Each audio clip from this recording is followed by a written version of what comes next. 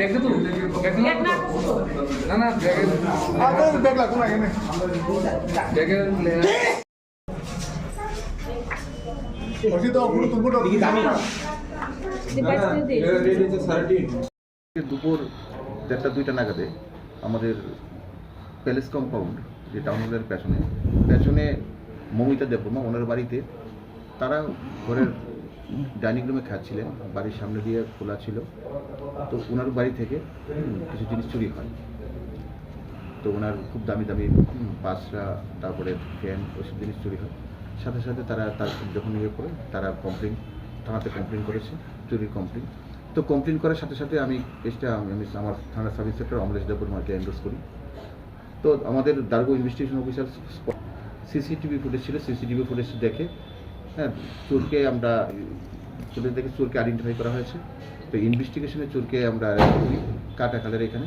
তো তার থেকে যে চুরি যাওয়া জিনিসগুলি খুব দামি দামি পাঁচটা ছিল, প্রায় 50,000 টাকা দামের জিনিস ছিল, পাঁচটা এবং ফ্যান, ওইগুলি সে কাটাখালের একটা তৈরি লুকিয়ে বস্তাতে পরে লুকিয়ে রেখেছিল। আসামির নাম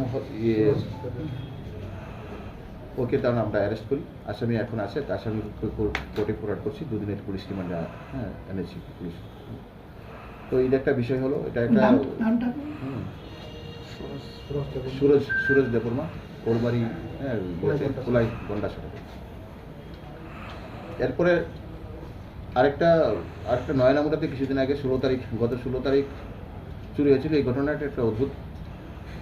ওনার বাড়িতে, মালিকের বাড়িতে ছিল রং মিস্ত্রি কাজ করেছিল। রং মিস্ত্রি 9, 10, 11 রং মিস্ত্রি কাজ করেছিল এবং সারা তো প্রাইভেট জব করে, বাড়িতে বয়স্ক মা ছিল।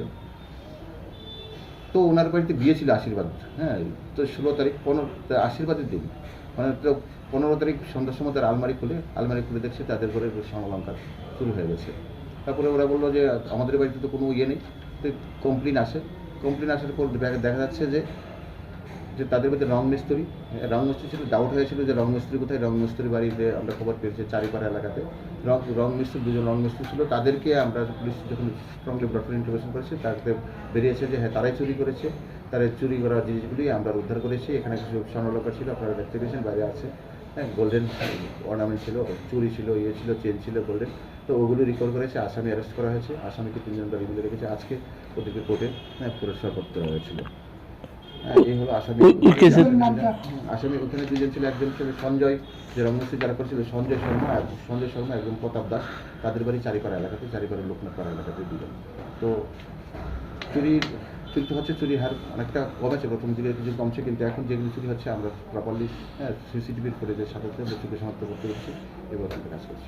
আচ্ছা, যে চুরির মালগুলো উদ্ধার করা হয়েছে এগুলি কি কারোর বাড়ি থেকে উদ্ধার হয়েছে না কারোর দোকান থেকে উদ্ধার করা হয়েছে? যে চুরির মালগুলি উদ্ধার করা হয়েছে, স্বর্ণ অলঙ্কারগুলি যে এর থেকে একটা জুয়েলারিতে বিক্রি করেছিল, জুয়েলারি দোকানদারকে আমরা অ্যারেস্ট করেছি, ওকেও আমরা সাথে ইয়ে করেছি। ওনার নামটা হচ্ছে বিমল গোপাল। ওনাকে অ্যারেস্ট করেছি। কোন জায়গাতে দোকান ছিল? চারিপাড়া এলাকা বেলাবস। এখানে এই চোরটাতে একজনই ছিল, আর ওইখানে রং মিস্ত্রি 2জন ছিল, চোর 3জন। স্বর্ণালঙ্কারগুলির দাম কত হতে পারে? এগুলি ভ্যালু তো অ্যাকচুয়ালি টোটালি ডিজাইন করি নেই। আমরা ভ্যালু করে জুয়েলারি থেকে কালেকশন করেছি। দোকানের মালিক বিমলপুত্র পালকে কি চোর হিসেবে ধরা হয়েছে? চুরির মাল রিসিভার হিসেবে ধরা হয়েছে। শুধু চুরি নয়, সে তো চুরির মাল রিসিভ করেছে, তার জন্য দেখা গিয়েছে বর্তমানে অনেক কেসে যারা চুরির মাল কিনে তাদেরকেও চোর হিসেবে অ্যারেস্ট করেছে। পশ্চিম আগরতলা থানায় অনেকগুলো কেস। চুরি হিসেবে না, চুরির মাল রিসিভ করা হয়েছে। চোর তো চুরি করে, চুরি মাল যে রিসিভ করে তাদের সঙ্গে সমদোষে দোষী করে। চুরির মাল যে রিসিভ করে তাকেও এই কেসে ঢুকানো হয়েছে, তার জন্য তো অ্যারেস্ট করেছি।